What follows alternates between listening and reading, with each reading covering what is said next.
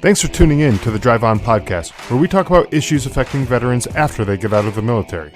Before we get started, I'd like to ask a favor.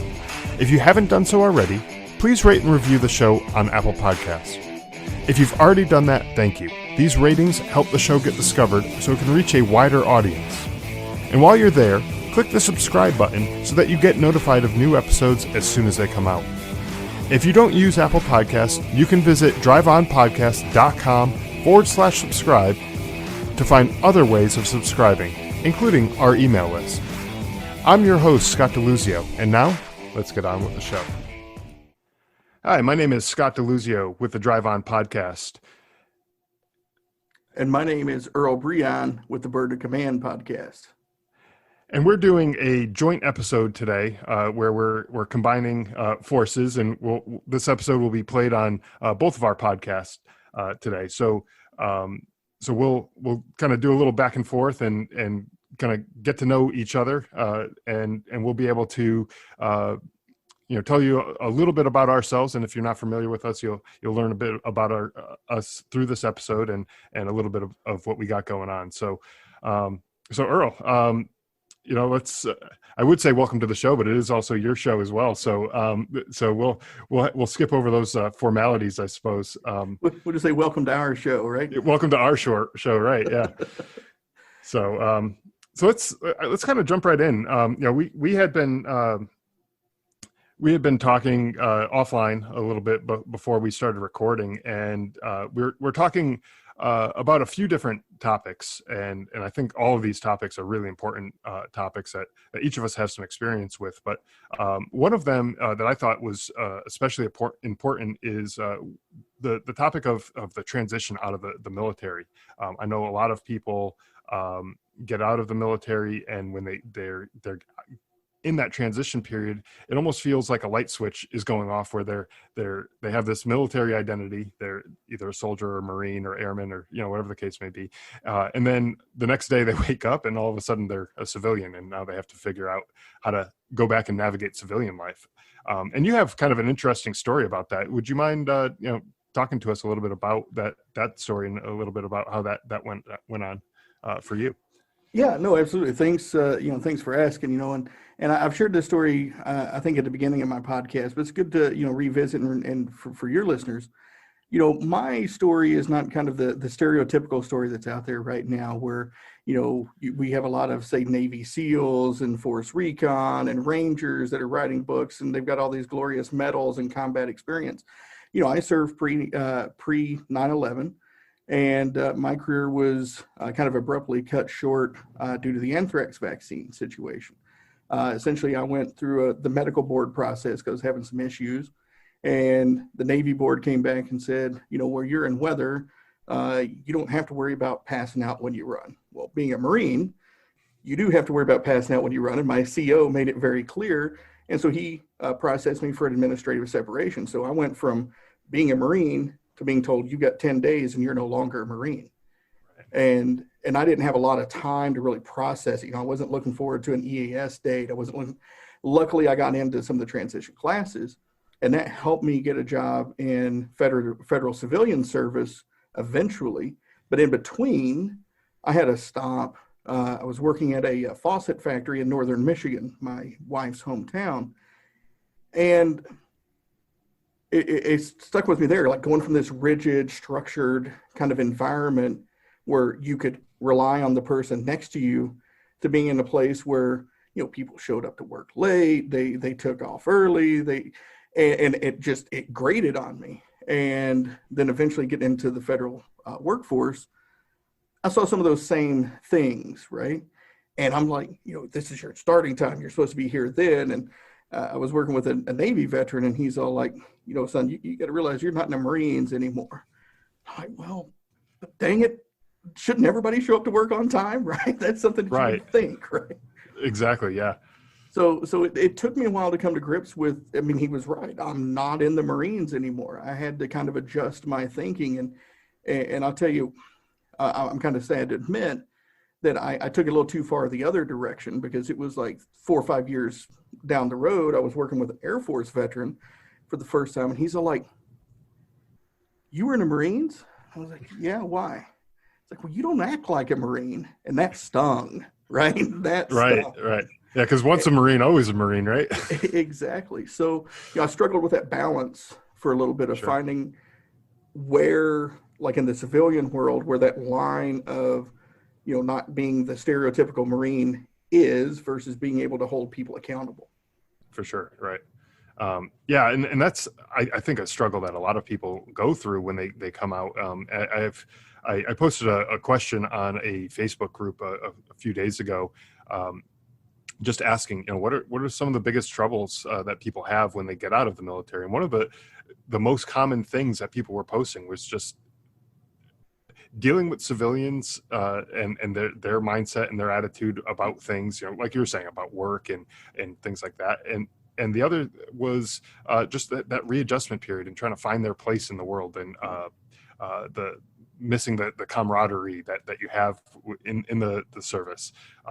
And so your story is probably not too far from what a lot of other people are going through. And that's kind of why I wanted to bring it up, because I feel like some people might be sitting there thinking like, oh geez, this is just me. I'm all alone in this, but that's not the case at all.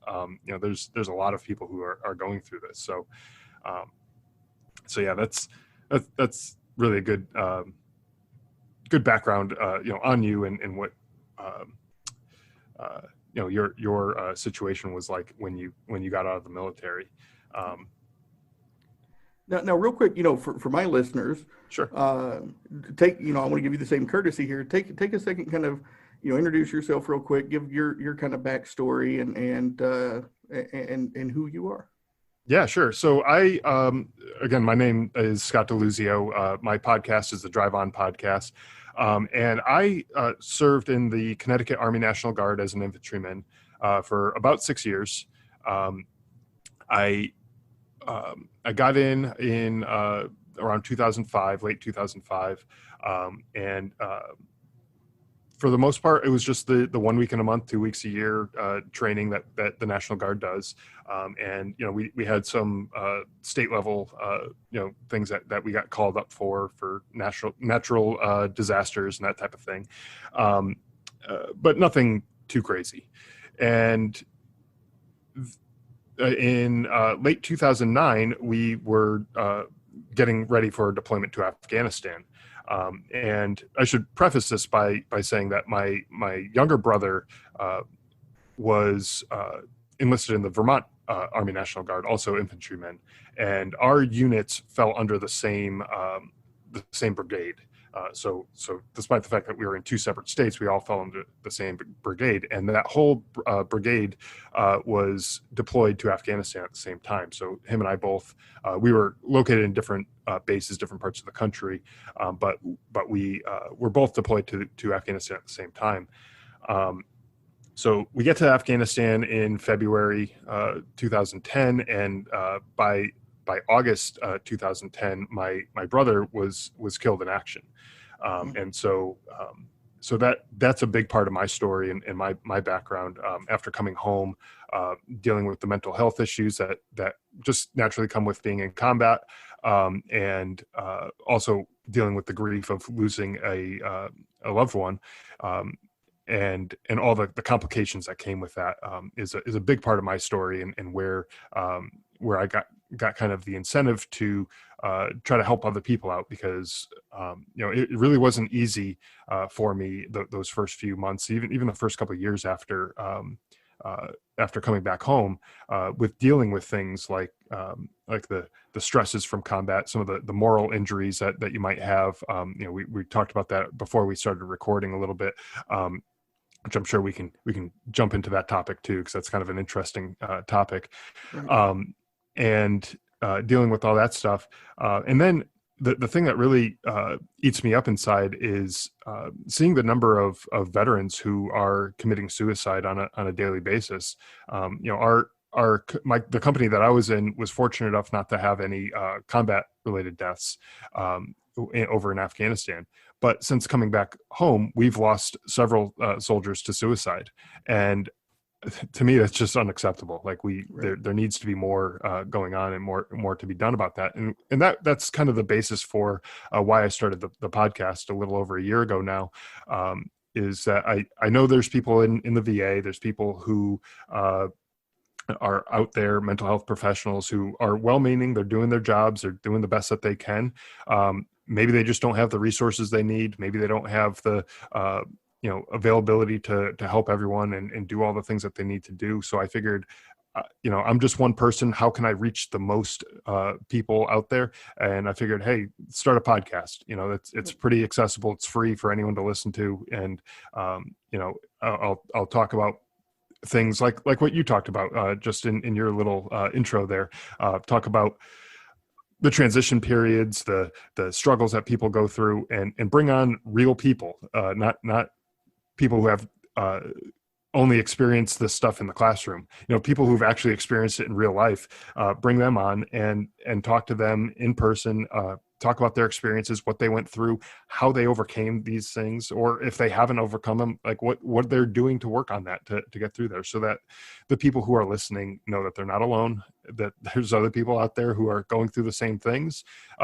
And for the people who have come through this, there is a light at the end of the tunnel, and that there's better solutions than some of those permanent solutions that sometimes people decide to choose. So that's kind of me in a nutshell, a little bit of my background and everything. So Yeah, no, I love that, and it's great. And yes, I want to touch on all those, but if you don't mind, there's one static question I ask, all the guests on my show, and I'm sure, my listeners are eager to hear your response. When you hear the term burden of command, with all of your experiences you just shared, what does that phrase mean to you? Burden of command. That's a good question. The first thing that just jumped in my head was, so the day that my brother was killed, my commanding officer was the one who informed me that my brother was killed. And having known him, my commanding officer, and been on a friendly basis, with him and everything, that had to be one of the hardest things that he had to do. I never really spoke to him about this afterwards, and I kind of feel a little bit bad about that, but I never really spoke to him about it. But that had to have been one of the hardest things that he's really had to do, is sit down with another soldier and tell him that that a family member was killed, not a friend, not a distant relative or something like that, but it's like, the little kid that you grew up playing in the backyard with, like that. He's not a kid anymore, and he's gone. And so I think of the reason why I tell that is, I think of this burden that these people who are in charge in the leadership positions, that they need to put aside their own emotions and their own personal feelings about certain situations, and do what's right for the people who are in their command, and take care of those people. And that's a heavy burden to carry sometimes. And I think it's not an easy job, but, obviously someone has to do these types of things, and there's other situations out there. I use one from my own personal background, but there's other situations where the leaders have to take charge and put their own feelings and personal situations aside to be able to lead their people. So that's kind of what jumped in my mind when you said that phrase, and hopefully that's a acceptable answer for what we're talking about here. Yeah, definitely. I mean, and that's what I tell folks. There's no right or wrong answer. I've gotten a lot of different answers to that question. Again, for again, for my listeners, they've heard. I've had your dad on the show, Mark DeLuzio. Mm-hmm. He introduced us, and I'll say the same thing to you I did to him. Sorry for your loss. We talk about that camaraderie and that brothership, but for you, it was a literal brothership. And I, as much as it hurts, I'm empathizing with you here on that. As much as it hurts to lose a I'm using air quotes here, brother, as we use the term in the service. It had to be a whole nother level using a literal brother. Yeah, for sure. And I remember, I think I might have just been in shock, like the whole next day. The next day there was if anyone's familiar with this, it's called the ramp ceremony, where they bring the bodies onto the plane to be flown out of country, and there's a ceremony where lots of officials, there were generals and there were people from other countries, other soldiers from other countries, and civilian contractors and things like that, all came to pay their respects.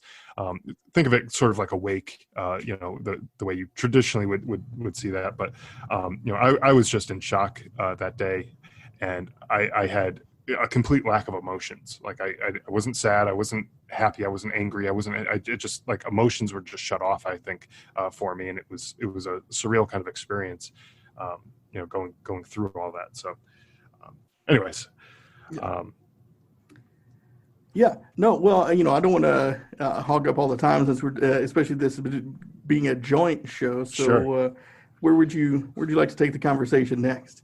Yeah, well, you had mentioned that you wanted to talk a little bit about the moral injuries and things like that earlier before we started recording. What were your thoughts on that? What did you want to say on that side? Well, it's something I wish more employers and just leaders, period, wrapped their minds around. It's an interesting concept, and I've heard you talk about it a little bit, so I know you get it. But for the listeners who haven't heard me talk about this before, they call them moral injuries, because while there's no physical assault, pain going on, your brain lights up the same as if you've had some kind of physical stimulus, and it creates that type of pain.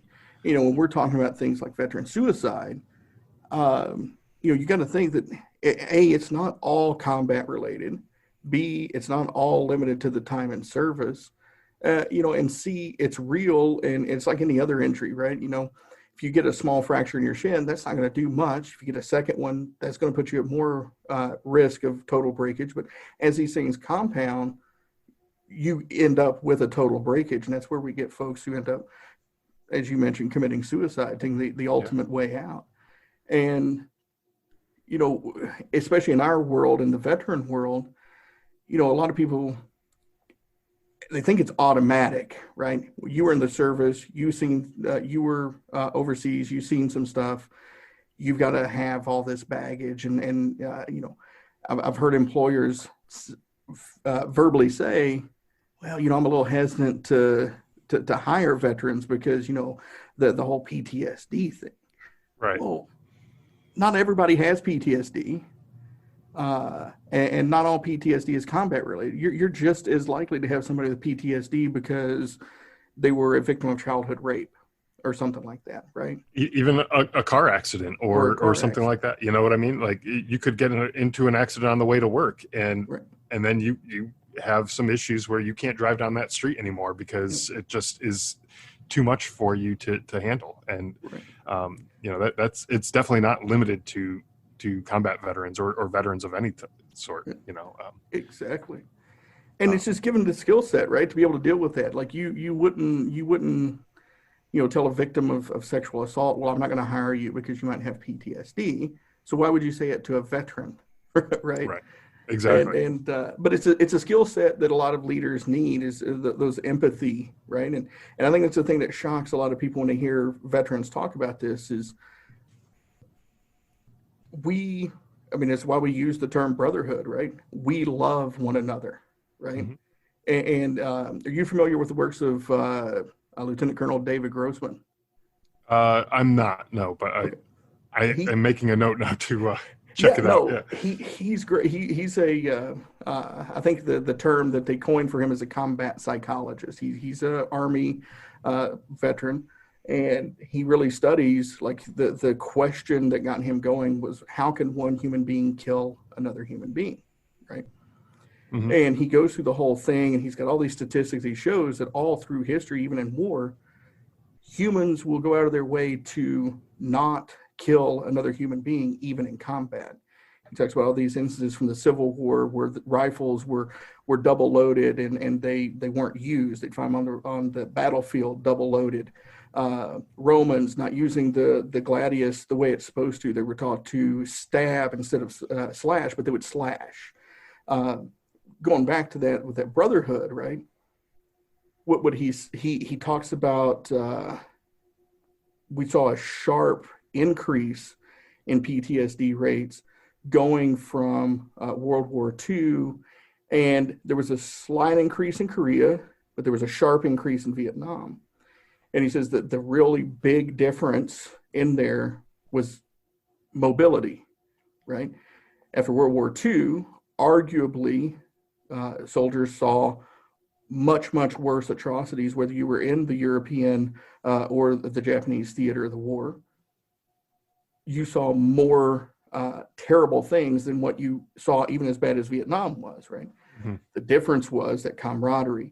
When it was over, you got put on a ship, you had a couple months steaming back to the USA amongst your brothers and sisters, and there were some in the nurse corps at the time, sisters, to decompress and talk about it. In Vietnam, you were literally in it one day, on a plane, and back home the next, and you had no decompression time. Right. Yeah.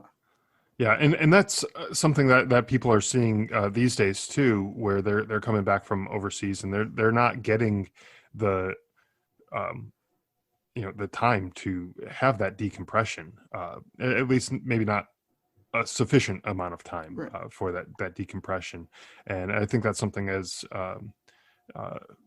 society we can probably have a little more empathy for. I know my return back home was definitely abrupt. I was out in running a mission, and then the next day I was on a plane on my way back home, and granted the flight took, from Afghanistan is not the quickest flight around the back home or whatever, but still I had very little time with any other soldiers that I knew, because after I left the mission that I was on, I was with other soldiers, but I didn't really know any of them. And so I didn't really have anyone I could talk to that I trusted and knew and things like that. And the next people that I saw that I could talk to and I really trusted was my family when I got back home. And that to me was a problem, because I didn't have that chance to decompress and turn off. And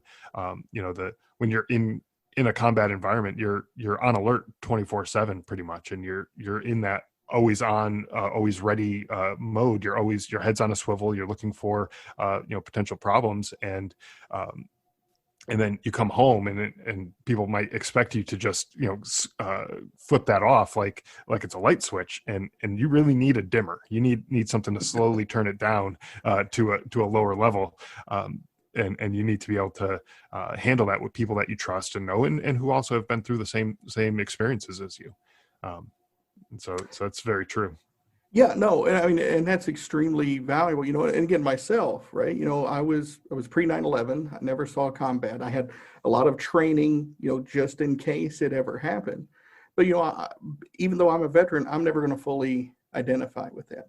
And we see that a lot in the veteran community, and this lack of understanding about how different people are affected differently.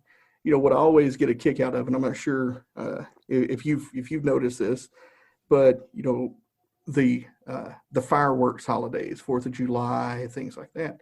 You always get somebody who's well-meaning that'll post, hey, think of veterans as you're setting off your fireworks. This could trigger something. And then you get some salty, crusty veteran, and it's, if you don't know the difference between a Roman candle and and it's like, that's not the point. Right? You have been able to process that, and you, at the very least, think you're okay. There are veterans that just the slightest noise, what happened, and it sets them off. And I've heard, again, I've talking with veterans, I've heard, sometimes it's a smell. There's a guy, I guess he was in a particularly, what's a good way to put this? Fecal infested area of Afghanistan, right? Yeah. And he said, to this day, anytime, somebody around, like, Sometimes if somebody just passes gas, or like if there's a baby and they fill their diaper, whatever, just that smell of like that fecal matter takes him right back to where that area was. Yeah. So you never And know what's going to set somebody off. yeah. And the senses that we have are very strongly tied to your memories and your the thoughts that you carry with you. Things like smells and sights and noises. I had somebody else on the podcast that had talked about how he was in Vietnam, and he later went on to learn how to fly helicopters in the Army.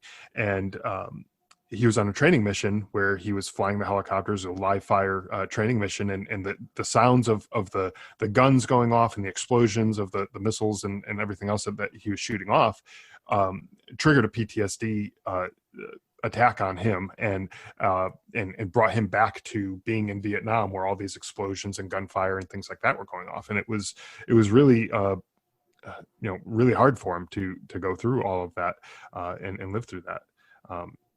But yeah, all of these senses, sounds, sights, smells, taste, even could bring you back to something. Even myself, I was listening to a song a few months ago that I hadn't heard since I had been in Afghanistan, and it took me right back to like the last time that I remembered hearing that song, and I was like, I felt like I was there, like I was actually in Afghanistan, and it was kind of an interesting thing to see, that powerful effect of how closely memory is tied to those senses. Well, yeah, and that's the thing is our brains are, they're weird, wonderful things, right? Like, so what we do a lot here at the Leadership Phalanx, we do leadership, and tie it in with diversity and inclusion training, right? Because our kind of standard motto, if you will, is if you understand all the things it takes to be a good leader, you understand how important diversity and inclusiveness is to building a strong, functioning team, right? And we talk about a lot of these same things as far as from the employer standpoint, and how our brain works with neuroscience and those biases, right? And there's some crazy research. You were talking about the senses. There's a gentleman, John Barge, out of Harvard, and he's almost made a game, if you will, out of finding what influences human decision making. And he did this one study where he proved through this study that the temperature of your drink influences how you view your next interaction, right? If you have a cold drink in your hand, you're more likely to view your next interaction a little bit more harshly, a little bit more coldly. And in his specific scenario, he was talking about the likelihood of hiring someone, right? Oh, okay. And so leading up to that question, he would give people a random drink. Some people it was cold, some people it was hot. And there was a direct correlation. If you gave somebody a cold drink, they were more likely to not hire that person. If you gave them a hot drink, those feelings of warmth and love and calmness and all that we talk about being warm and fuzzy, they were more likely to hire that person. Interesting. And that's not something you think about, right? Right. Yeah. Yeah. Yeah. And then tying all this back into, kind of a leadership standpoint is that, I mean, you're not dealing with robots here. Right. You're dealing with living, breathing human beings, and they have their own backgrounds, their own stories, their own unique set of circumstances that make them who they are. And you might look at someone who was in the service and, a veteran, and say, oh, well, I want to stay away from that person because of the PTSD aspect or things like that. They might be unstable or whatever, but they bring a lot of other things to the table, and you can't dismiss them for one thing that may or may not even be an issue. It's just Right. kind of a little bit of a bias that you might have. And so, we all have our own unique set of issues that we're carrying around with us, Right. whether you served or not. And I think that's just something that you have to learn how to work around. Do you have any, anything that any background on that, and anything that you want to add to that? Well, no, I mean, you hit the nail on the head. It is a bias, and the hardest thing for us to do is get people to admit that they have biases. We've seen people who have tried to, classic example, a few years back, Paula Deen, she tried to admit and come clean that, maybe she had used some racially insensitive language 20 years ago. Nobody found this. Nobody stumbled upon it. She admitted it and apologized for it. But she got beat over the head, and basically Paula Deen went from being everywhere to now you hardly ever hear of her, right? Right. But you should be okay to admit these biases, because we all have them, right? Mm-hmm. And if your bias as a hiring official is, I'm not going to hire veterans because I don't want to deal with these issues. Okay, fine. Be forward about that and talk to people, right? Educate yourself. What is it that is unique about veterans, and how can you better lead them? Because like you said, we bring a ton of skills.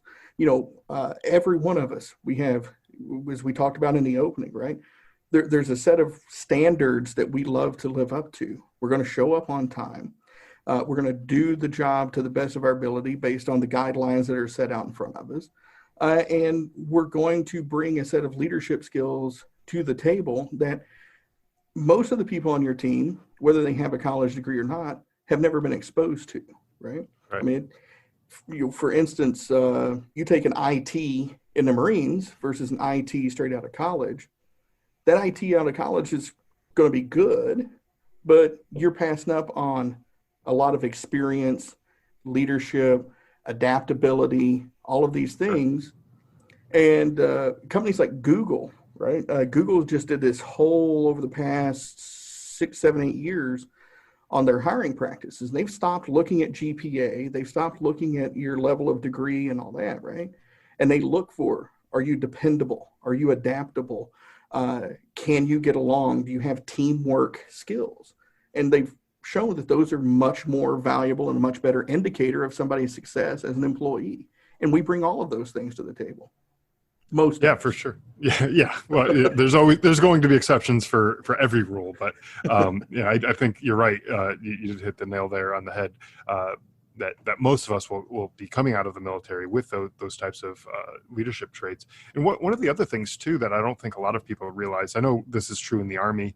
I don't know about the Marine Corps or other branches of the service, but in the Army, they always told us that you should be able to do the job above you and the job two jobs above you, and including your own, and everything below you is in terms of the rank structure. And I found that to be very true when I was in Afghanistan. I was a team leader on paper that was in charge of 3 or 4 guys at any given time. But realistically, we'd go out on missions, and sometimes I would be in charge of the entire mission, and I'd be in charge of 20 or 30 guys at that point. So I was doing much more than the job that I was supposed to have, in air quotes, on paper. And so there's that adaptability that you were talking about, where just because something changes and a situation comes up, you need to still be able to do whatever job is presented to you. Think about if everyone in a Army unit goes out and does the job that they're doing on paper. They're in charge of X number of people, and they're doing whatever their job is, and then an enemy attack happens and someone gets taken out. You have to adapt right away. There's no transition period there. It's now you're stepping up into that next guy's shoes and taking over his job, because that's just how things have to happen. And if you don't, people, or if you hesitate, people are going to end up getting hurt. And so with that sort of training, a lot of veterans, I think, are going to have that mindset where, okay, that's not in my job description, but it's still a job that needs to get done, and I'm going to do it because I see it needs to be done, and I'm just going to take care of it until it gets done. And I think that's something that people will miss out on if they pass over veterans for the fact that they're veterans. Right. Yeah, no, 100%. And, I like to throw in movie quotes because a lot of people's experiences with the military are through movies, right?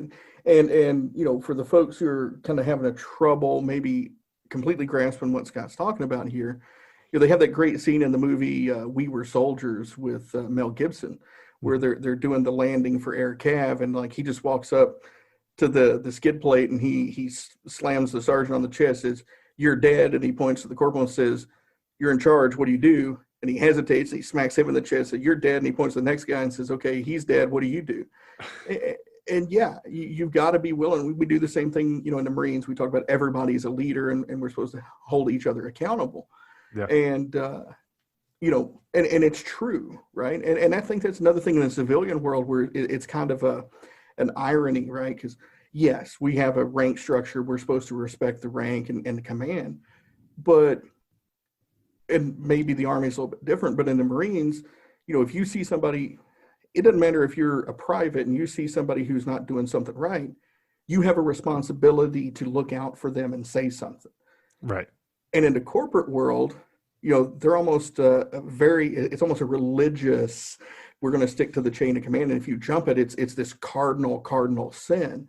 Or if you talk above your pay grade, how many organizations have you ever been in where the janitor is free to talk to the CEO? Right. Exactly. Yeah. I mean, other than, are you done with that? Can I take that for, Exactly. That type of thing. Like outside of that, there's very little interaction. But, one of the things that you have to do is be able to trust your people and trust them to make decisions on their own, delegate the ability that decision-making abilities to those people, because otherwise you're going to start creating some bottlenecks at the top, and things are just not going to get done. But you have to allow people to be able to make those types of decisions, and that's something that I noticed in the Army is something that was very heavily relied upon is the ability for the boots on the ground, the people who are actually in the mission, not the higher ups, the commanders and all the brass who were sitting on the sidelines who were just hearing what's going on over the radio. They weren't necessarily making all the decisions. They might chime in from that time to time, if they have something pertinent to say, but with our missions that we'd be on, we're on the ground. We make the decisions as we see it. And I was a sergeant and enlisted, ranked, and sometimes I was the highest ranking person there, and I was making the decisions on what needed to be done. And so, that's not the case in every situation. There's usually people who are higher ranking, out on these missions, but it's not always the case. So, but they rely on the people who are there to make those types of decisions. And I think that's something that could definitely be applied to the corporate world, like, especially with your audience of people that you talk to on a regular basis here. It seems like that's something that they need to be able to let go of and allow those people to take charge and take responsibility for those types of things. Yeah, no, I mean, absolutely. I mean, again, like I said, I served in peacetime, and to make it worse, I was weather. So I was, I think the Army used the same acronym. I was a POG, personnel other than grunt.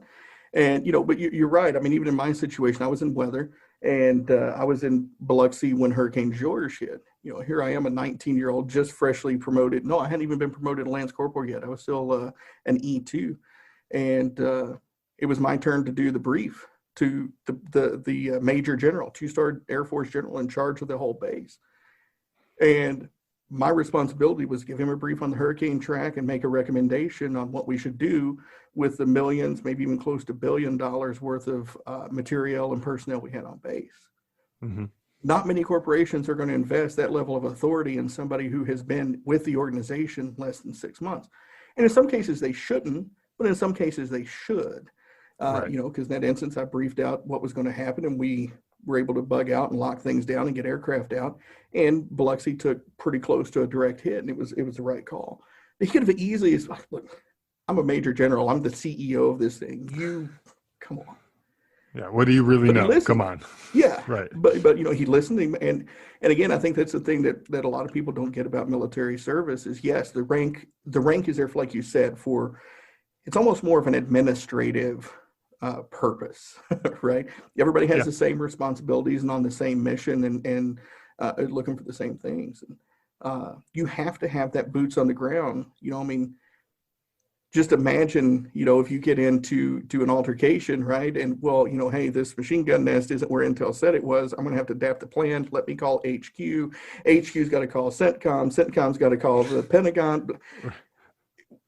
It would be terrible before anybody even got the message up the chain, much less a decision came back down, right? Yeah, the machine gun's gone by the time that message gets to the president or whoever all the way at the top of the chain that is it's gonna get to, and then it has to work its way back down. So yeah, that would be a terrible situation. But the other thing that it does too, by allowing the people who are on the ground, who are on the front lines, if you will,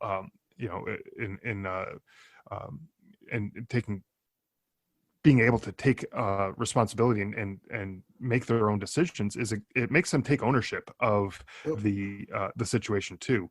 And so when they see things start to go sideways, they know, okay, this is on me because this was my call. This was my decision, my idea or whatever to go about this route. And, so they'll take ownership as opposed to pointing fingers at somebody else, which we all know doesn't really solve anything. It doesn't fix the situation, but when they see that things are starting to go sideways, they're gonna make darn sure that they're gonna fix it and they're gonna make it work. Yeah. So.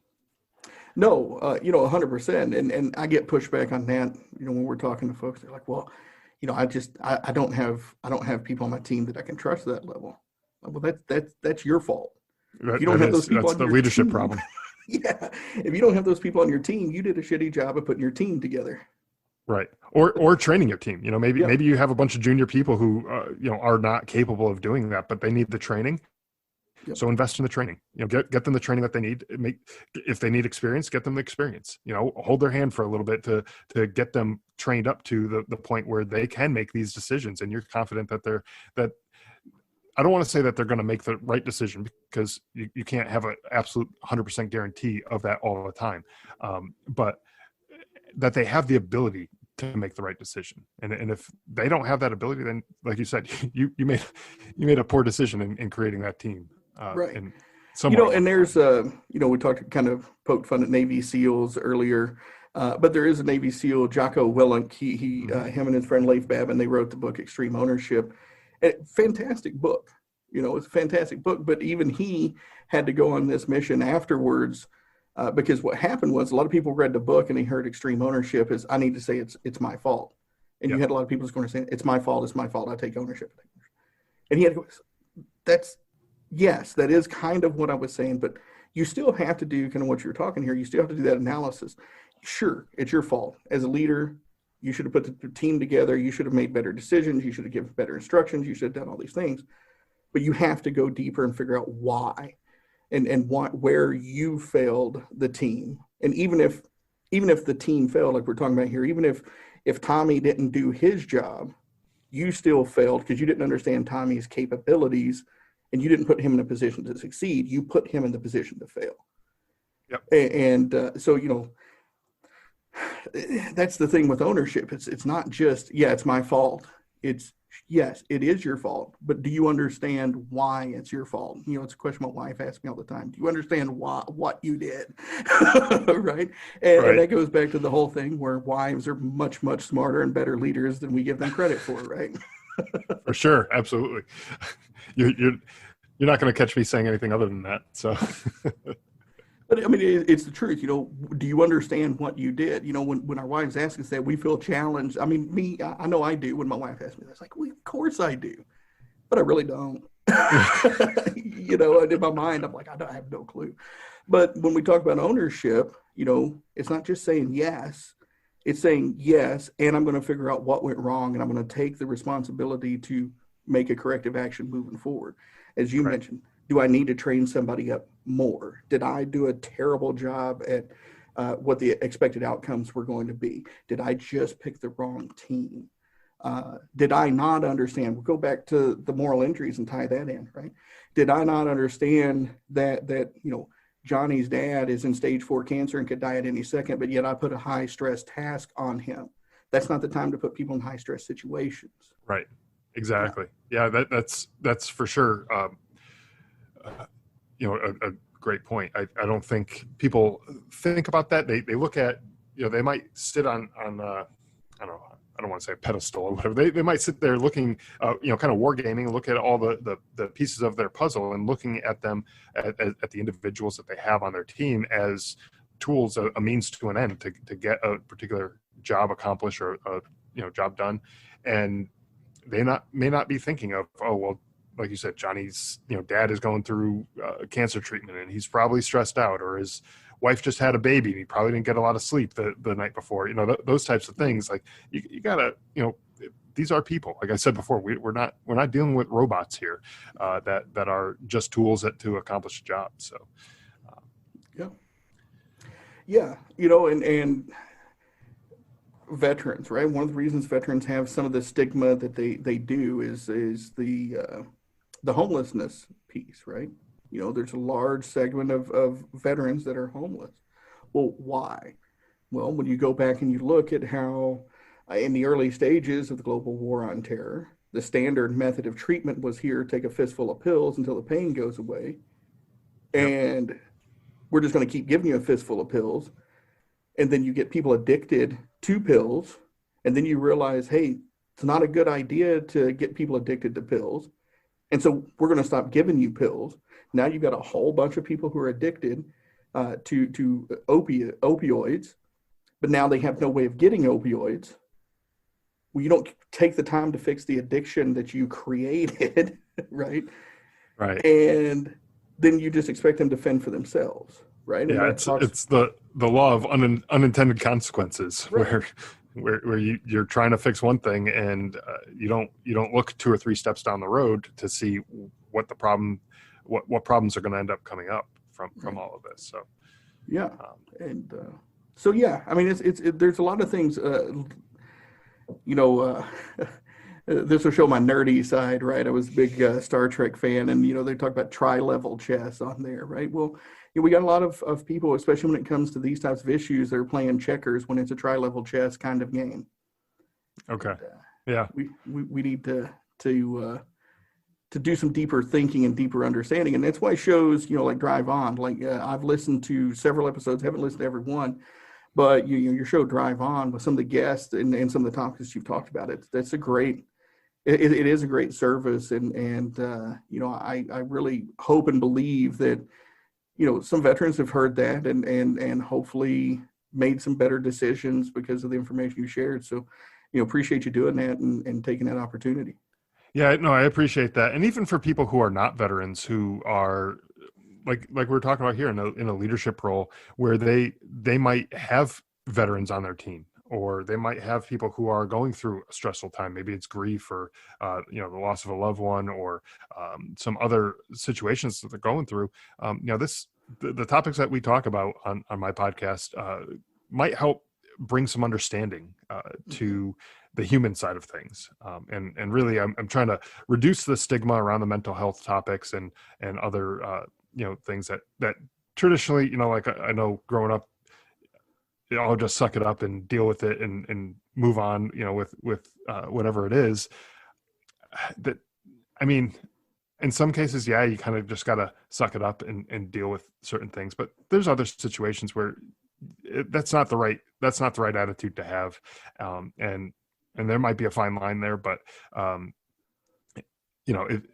to help people understand what's going on, I think is a big goal of mine, and help people get a better picture of the mental health that we're issues that we're facing. Yeah. Well, no, you said the key thing right there. A few episodes back, I had the fortune of interviewing Jason Armstrong, the chief of police of Ferguson, Missouri. And we started talking about mental health a little bit, obviously around race issues and all that. And he told me they had an officer-involved shooting. It was a couple of his officers. He was, I think, deputy chief outside of Atlanta. And they put out a call for, mental health services. And he said the first thing I did as soon as I got it is I responded to everybody, make me an appointment. And he said the whole point was I wanted my people at my department to see from somebody in senior leadership that it was okay to take advantage of these, right? Yeah. And that's what we need more, I believe, in the veteran community. We've got a lot of great personalities. We've got a lot of very influential people, and some of them are doing this, but we need more to sit back and say, look, and General Mattis tried this in a way several years back, but it got kind of taken out of context. The thing is, you're not broken, you're not weird, you're not weak, you're not any of these things. You've seen stuff that most human beings shouldn't see. You've been exposed to situations that most human beings should never be in. You should not be ashamed of the fact that you need some help coping with that. And so we need more people in positions of authority to, instead of try to, as you said, tell people, tough it up, suck it up. Hey, you know what? Put the arm around their shoulder and help them find help. Sure. That's how you're going to help bring 22 a day down. Exactly. Yeah. Yeah. And I'd like to see that number go away entirely. But that's a big number to chip away at, but every number that we can bring it down, every one that we can bring it down is great. But yeah, you're absolutely right with that. And the thing is, and again, I follow a lot of the folks, right? I think it was Tim Kennedy. Tim Kennedy, like Mr. MMA, Mr. Everything, right? And he even said, I'd be lying to you if I said that there were times in combat where I didn't freeze and get stuck behind a wall because I couldn't get myself to move. Everybody goes through it, right? You're in terrible situations. And it's just, it bugs me to no ends when I see other veterans kind of eating our own, right? Yeah, for sure. Yeah. And one of the things that I like to do on my podcast is get very personal and not censor what it is that I'm talking about. And, I'll tell the stuff that's not the pleasant, pretty stuff. And I'll talk about my own experiences. I'll talk about how, I went to go get some counseling after I got back from overseas. It sort of in a way, I don't really want to use the term lead by example, but like to show people that it's okay to do that. I've done it, and I didn't come out as some weak sissy, whatever, like I feel like I came out actually stronger, and I talk about this on my podcast too, one of the earlier episodes, where it's not selfish to take care of yourself. Because if you're dealing with things, mental health issues or regular, any other kind of health issues, and you're dealing with these things and you don't take care of them, they're going to end up making it so that you can't do your job, or, you can't take care of your family. You can't do the things that you need to do. You can't be present for different things. So it's not selfish for you to go, talk to somebody, to a counselor, or to, focus on yourself for a period of time, because you need to in order to do that. It's kind of like the example of when you get on an airplane and they tell you about the oxygen masks that drop down, and they tell you to put your mask on first before helping others. And if you're sitting there flying with kids, you might think, well, I'm going to do anything to protect my kids. But if your kids are scared now that these things are falling out of the ceiling and they've never seen them, and there's noises that they're not familiar with, and you try to put that mask on them and they're fighting you all along the way, you don't end up getting the mask on. Well, both of you are going to pass out, and then you're no good to them. You're not going to help them out at all. So, put your mask on first, take care of yourself first, and then you can help them, so that you both don't end up, in trouble. Same thing in combat. If someone gets shot or is wounded or whatever, you don't just run out to go help them as much as you might want to. You take care of security first. Make sure that threat is eliminated. It's out of the way. And then you can go help that person. Make sure you get rid of that. You take care of security first, and make sure you do it quickly. But take care of it so that you don't end up becoming a casualty as well, that now somebody else has to go out and drag you out, from the danger zone as well. 100%. And you said it right there. When you went, you felt kind of stronger on the back end. And, the airplane analogy is great. Another one I like to use is, and it's something that most of us in the military, can't tell it by looking at me now. I've been out for 20 plus years. So not as lean and mean as I used to be, but before the anthrax issues hit, I was fairly big into bodybuilding, and how that process works. And anybody who's into lifting weights knows this, right? When you lift the weights, you put a heavy strain on the muscles and you tear and fatigue them, right? And then we know that we need to take supplements to help aid that healing process. So when the muscles grow back, they're stronger, bigger, healthier, and so you can do more going forward. Right. Your mind is a muscle. It's the same thing. These things that we went through are putting our minds under immense stress loads. They're getting broke down in a lot of different ways. Going and seeking help is like taking that supplementation. You get through there, you can deal with it. Now you understand more of what you can deal with. So your mind comes out stronger on the other end. It's not a fluke that you felt that way. That's actually what happened. Is right. Your mind that's showing that it worked. Yeah. Exactly. Yeah. And so we know this about fitness. We know this about muscle building. We know this about all this good stuff. We just got to transition. Hey, the things that work for physical fitness work the same for mental fitness. Mm-hmm. And see those services. There's the Veteran Suicide Hotline. There's 22 Kill is another one that's out there. There's the VA offers a host of services. Take advantage of those. For sure. Help your mind recover. Yeah, and that's the best thing you could do, really. And if you feel like you don't want to put that burden on anyone else, it's like that's what those people's jobs are. Mm-hmm. They're there for that. That's what their purpose is. And by denying them the ability to help you out is kind of denying them their purpose in life. Right. They're there for that. So take advantage of it. I don't think there's any problem with that. So I agree. Well, we've been talking here for about 50 minutes or so, man. Yeah, it seems that way. Yeah, the time does fly when we get going on some of these topics, and I probably could talk about this for quite a while. But I think for this episode, anyways, it's probably a good point to wrap up. Do you want to give people who are maybe listening on my podcast, where they can find out more about your company and what you do and your podcast and everything like that? So if they want to tune in, they can find it there. Yes, sir. Appreciate it. My company, my partner is an Army veteran. We're the Leadership Phalanx, PHALANX. We rely heavily on some of that Spartan iconography there that is so popular in the military. The podcast that I produce is called the Burden of Command podcast. You can find a link to it there on that show.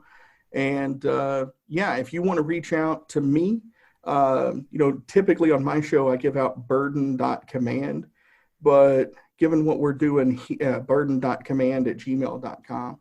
But given what we're doing here, if there's a veteran, especially a veteran who's listening, but really anybody who's dealing with some of these issues, again, I'm not going to be able to talk intelligently about combat related stuff because I've never saw it, but I do understand some of these other things that are going on. I'm not a trained clinical psychologist or any of that, but I can be a sounding board if you just need somebody to bounce ideas off of, or just talk to. Earl@leadershipphalanx.com is my personal email address, and feel free to hit me up there. And if you need to talk, we can work on setting up a Zoom call or something like that. But if you're suffering, if you're on the edge, reach out to me. Yeah, now, absolutely. And I appreciate that you're putting that out there. Yeah, no, absolutely. And for my listeners on the Burden of Command, how can they find your show and get in touch with you? Yeah. So again, it's the Drive On Podcast. There you can go to driveonpodcast.com and you can find all the recent episodes listed on there. I have them broken out by category. So depending on what you're into, what you want to listen to, you can check out those various categories and you can just listen to those episodes that are related to that topic as opposed to chronologically. On all social media, Instagram, Facebook, Twitter, all those platforms, all at Drive On Podcast. You can find contact information on the website and where to subscribe and listen to the podcast all right there. So. Outstanding.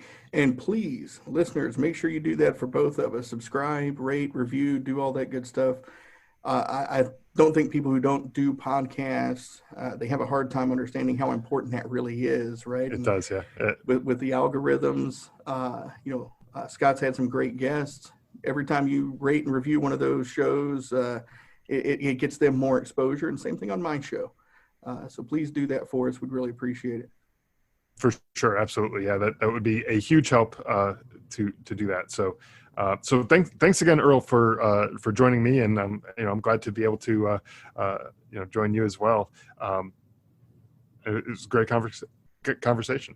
Yeah, no, absolutely, and thanks for the folks listening, and thank you for coming up with this idea. I mean, we kind of glossed over, but like just when we were talking, Scott's like, well, hey, let's do a joint episode, and so we did this on the fly, and I really hope you all enjoy it. And for my listeners, really thank you for sticking with us. I hope you enjoyed this format. Definitely let us know.